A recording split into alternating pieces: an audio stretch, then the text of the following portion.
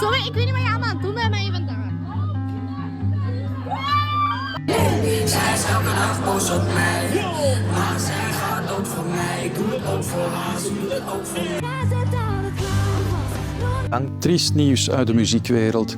De Nederlandse zanger Freek Rickerink van het duo Suzanne en Freek is ongeneeslijk ziek. Hij heeft uitgezaaide longkanker.